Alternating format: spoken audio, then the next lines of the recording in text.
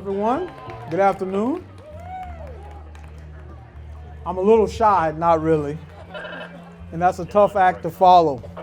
I stand proudly here this afternoon, and all I have to say, if you just walk down like I just did and take a look and you get this small town feel and you love to be here.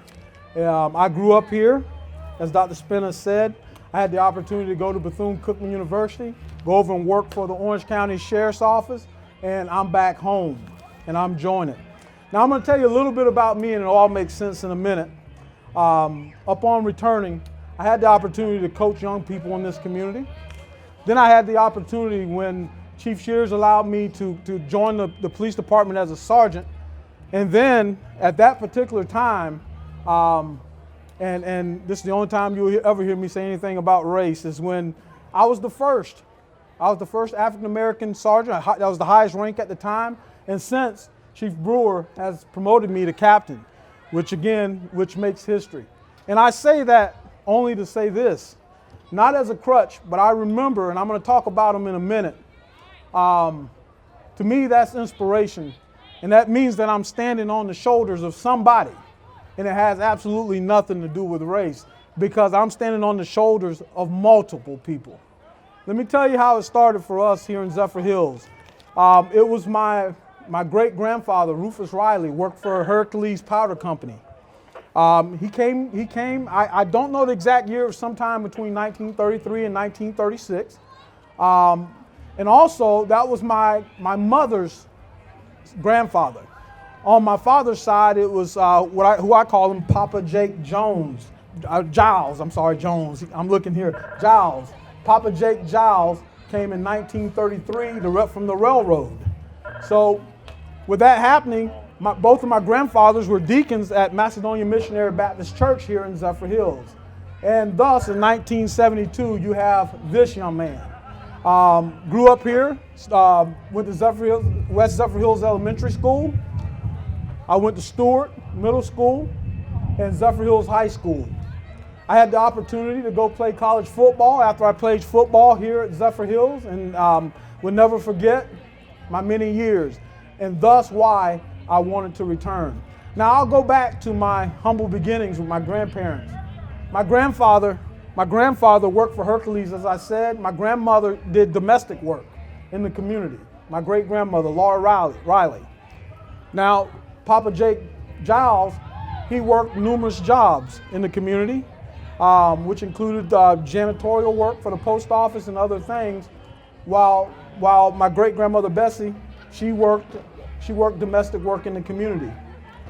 The reason I wanted to tell you this, and I stand here today, is more motivational than anything, and as I talk about myself, is that I mentioned that I stand on their shoulders, and the shoulders of many, many people. Now, as I made my journey back to Zephyrhills, I've had many people, including Dr. Spinner and other people, contribute to me. And there's nothing like, as I started out this speech, telling you about this small town called Zephyrhills. Now, I remember, and I always tell this story, and I'm not telling it for the wrong reason, it's for the right reason. I stand here as a captain of the police department. I think I can tell it now. But I remember walking across the tracks of Zephyrhills, coming over to the little movie theater right here, and I remember the police would follow me all the way back across the tracks, you know, and I laugh about it now, because the one thing I want to tell you about it is, you know, progress. We've all made progress. And when I look at Zephyrhills from, I guess I didn't know it in 1972, but my early years, and I look at Zephyrhills now, and I see the progress. And the one thing I love about my small town is nobody really wants to look back at the past and ridicule, but we always look back at the past in order to get better. And I think that's what we do here in the city as a city. I think that's what we do here as a police department and other departments in the city.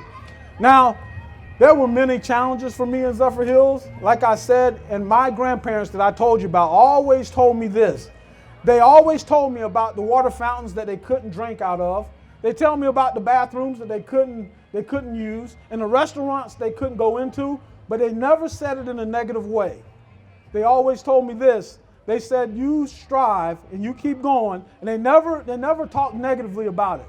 But they said one day you'll have opportunity, and you create opportunity, and you thank God for every step that you make. So today I stand on their shoulders today, and I'm not going to be long with my speech. I hope I'm not going to disappoint. But I really want to stand here today and just recognize the shoulders that I stand on and the people that are standing here that's sounding my voice. You're all part of it.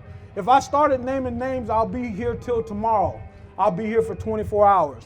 But in my quest through Zephyrhills, I have seen much of the progress that I talked to you about. I grew up on Kennedy Avenue, and that's right across the tracks there. I grew up on Kennedy Avenue, and I would journey over here to the 7-Eleven and to the movie theater. And so I'm gracious. I'm gracious for my journey.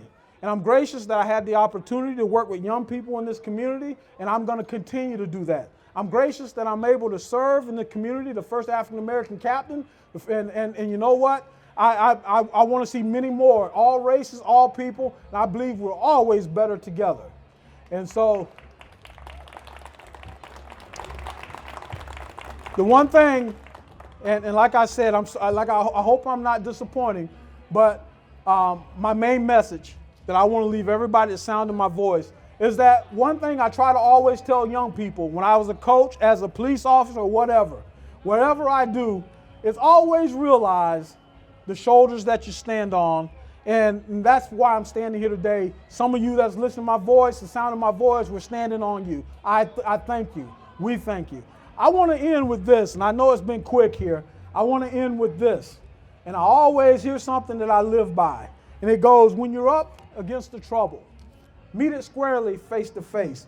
Lift your chin, set your shoulders, plant your feet, and take a brace.